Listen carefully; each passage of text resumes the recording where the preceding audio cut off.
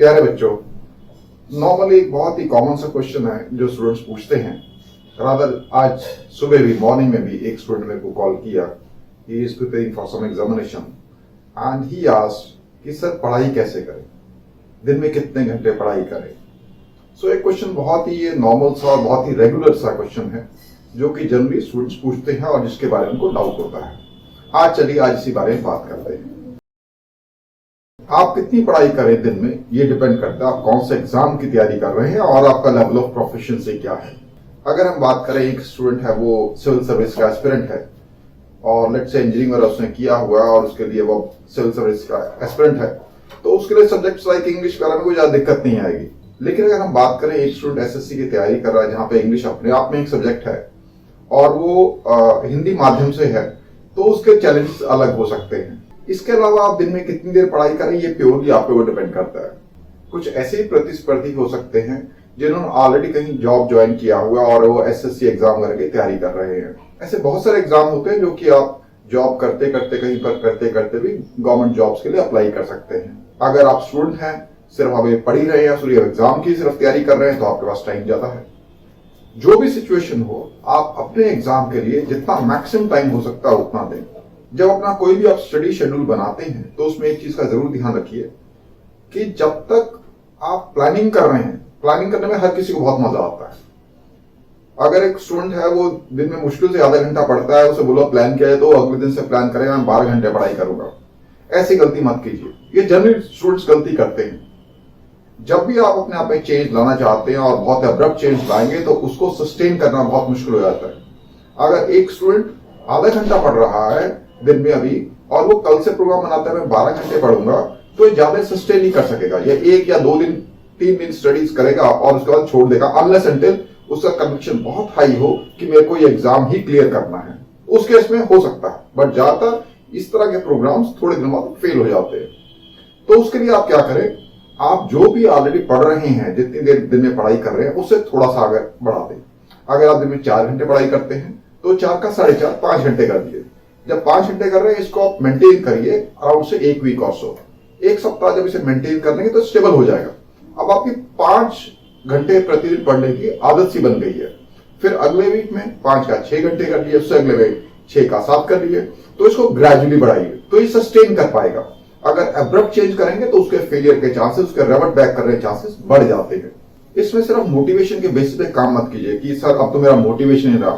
देखिए, मोटिवेशन तो नहाने जैसा है, हमें रेगुलर जैसे नहाना पड़ता है इस तरह से मोटिवेशन की डोज लगातार लेनी पड़ती है। अब मोटिवेशन को अगर आप अपना बढ़ाना चाहते हैं तो उसके लिए अलग अलग तरीके हैं। जैसे मैंने कुछ अलग वीडियोस में बताया, आप जो भी अपना गोल है उसकी फोटो रखिए। अगर आप एक ऑफिसर बनना चाहते हैं, कलेक्टर बनना चाहते हैं, या लेट्स से आईआईटी क्लियर करना चाहते हैं, या कोई और एग्जाम क्लियर करना चाहते हैं, मेडिकल एग्जाम क्लियर करना चाहते हैं, एसएससी क्लियर करना चाहते हैं, तो उसका जो फाइनली जहां तक पहुंचेंगे आप, उसका आपके पास में एक विजुअलाइजेशन होना चाहिए कि जब मैं वहां पहुंच जाऊंगा तो ये चीजें होगी, ऐसा मैं फील करूंगा, ऐसा देखूंगा, लोग मेरे से ऐसी बात करेंगे, मेरे पास ये रिस्पॉन्सिबिलिटीज होंगी। तो उसका आपके पास में एक फेयर विजुअलाइजेशन होना चाहिए। शुरू में जब हम तैयारी शुरू करने की, सपोज एक मैथ्स एक सब्जेक्ट है और आपने देखा कि मैथ्स के मैंने क्वेश्चन देखे मेरे से तो हो ही नहीं रहे हैं, तो उसे घबराने की बात नहीं है।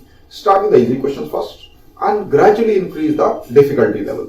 अगर आप बिल्कुल बेसिक लेवल से भी शुरू कर रहे हैं तो उसमें भी आपको परेशान होने की जरूरत नहीं है कि देखो मेरे को तो कुछ भी नहीं आता। रादर आप देखेंगे जो स्टूडेंट्स आईएएस वाली तैयारी करते हैं वो भी 8, 9, 10 की सिविल सर्विसेज की एनसीईआरटी की बुक्स पढ़ते हैं। इसी तरह से अगर आपको लगता है आपका मैथ्स कमजोर है या उस लेवल पे नहीं है जिस लेवल तक जाना चाहिए प्रिपरेशन के लिए, तो उसके लिए you can start from very basic books also. जैसे जैसे आपका कॉन्फिडेंस बढ़ता है धीरे धीरे वैसे ऊपर जाते जाएंगे। जब भी आप किसी टॉपिक की तैयारी कर रहे हैं तो बिल्कुल सिंपल से मत शुरू कीजिए तैयारी को, या बहुत डिफिकल्ट से मत शुरू कीजिए। अगर बहुत सिंपल से शुरू करेंगे तो ऐसा हो सकता है थोड़ी देर आप बोर हो गए कि ये क्या है, और बहुत डिफिकल्ट से शुरू करेंगे तो यू मे गेट डीमोटिवेटेड। ये कुछ इस तरह के आप एक बैडमिंटन की गेम खेल रहे हैं किसी दूसरे ओपोनेंट के साथ में। आप पहला केस देखिए कि सामने जो खेल रहा है वो एक बच्चा है, बहुत ही सिंपल सा खेल रहा है, वो एक्सपर्ट नहीं है, तो आप थोड़ी देर खेलेंगे फिर उसका हो सकता है बोर हो जाए और गेम को छोड़ दें। दूसरे केस में जो दूसरा ओपोनेंट है वो एक एक्सपर्ट है, उसकी गेम आपसे बहुत बहुत अच्छी है, वो आपको एक भी पॉइंट नहीं लेने दे रहा है। ऐसे केस में क्या होगा, once again you will feel demotivated और आप गेम छोड़ देंगे क्योंकि कोई मेरा मजा नहीं आ रहा है। लेकिन अगर ये सोचिए कि अगर आपका ओपोनेंट आपसे थोड़ा सा अच्छा खेलता है, जब थोड़ा सा अच्छा खेलता है तो ये एक ऑलमोस्ट बराबरी का मुकाबला होगा। लेकिन वो थोड़ा अच्छा खेलता है तो उस केस में आप अपने आप को स्ट्रेच करेंगे, अपनी गेम को बेहतर करेंगे। जहां से आप शॉट नहीं मार सकते थे वहां से भी आप शॉट को मारने की कोशिश करेंगे, जहां से शटकों को नहीं पिक कर सकते थे वहां से भी पिक करने की कोशिश करेंगे। So this is how you grow. Same चीज है जब हम कहते हैं कि आप अपने पढ़ाई शेड्यूल को जो है 4 घंटे का 5 घंटे धीरे धीरे कीजिए, इसी तरह से क्वेश्चंस के लेवल को धीरे धीरे ऊपर कीजिए। So in Japanese term if I say this is called kaizen, this is take kaizen steps, that is take small steps towards your progress and towards your growth. बाकी चीजें तो ऑब्वियसली पढ़ाई जब करनी है उसमें कुछ चीजें तो है ही हैं कि आपका गोल बहुत क्लियर होना चाहिए, उसके लिए आपकी प्लानिंग होनी चाहिए कि कब एग्जाम है, सपोज 1 साल बाद एग्जाम है तो उसको जो भी आपका कोर्स है, सिलेबस है, उसके लिए क्या क्या बुक्स आपने इकट्ठी करी हुई हैं तो उन्हीं को खत्म करना है। इर्रेलेवेंट मटेरियल को बहुत सारे इकट्ठा मत कर लीजिए। ये नहीं आपने अगर 100 बुक्स इकट्ठी कर ली तो आपका हो ही जाएगा, नहीं। ऐसा हो सकता है आपने सिर्फ 4 या 5 बुक्स अच्छी की हैं but they are very relevant to the examination और उसको आपने थॉरली किया और एग्जाम को क्लियर कर लिया। आपने बुक्स इकट्ठी कर ली, आपको पता है आप मेरे को ये करना है और इतने टाइम में करना है, तो उसके बाद क्या आपका ईयरली गोल बन गया कि लेट्स से ईयर एंड जो है इसमें अब एग्जाम है, एक एग्जाम से 2 महीने पहले मेरे को पूरा कोर्स खत्म कर रहे हैं ताकि मैं बाद में सिर्फ रिवीजन और प्रैक्टिस टेस्ट कर सकूं। अब ये 10 महीने में जो करना है, 10 महीने में आपने कहा मेरे को ये सब्जेक्ट करने हैं, उसके बेसिस के ऊपर आप मंथली शेड्यूल बना लीजिए, मेरे को मंथ में मेरे टारगेट्स क्या हैं, मंथ के बेसिस के ऊपर आप वीकली टारगेट्स बना लीजिए कि मेरे को इस वीक में ये करना है। सैटरडेज या संडेज को कोई भी एक दिन को आप रिवीजन के लिए जरूर रखिए, जो कुछ हो गया इस वीक में आपने किया उसे रिवाइज जरूर कीजिए, नहीं तो आप बार बार भूलते रहेंगे और वो फिर बाद में अगर आपने सपोज एक चीज को किया उसको आप बाद में बात कर रहे हैं कि मैं 3 महीने बाद दोबारा करूंगा तो उसका पूरा भूल गए हो और उसको रीडू करना पड़ेगा, फिर टाइम उतना ही लगेगा। So keep on revising things as you progress with your syllabus. जब आपका मंथली शेड्यूल बन गए, वीकली शेड्यूल बन गए तो उसके बाद में दिन के डेली टारगेट्स बनाइए कि आज मेरे को ये काम करना है और उनकी लिस्ट बनाइए।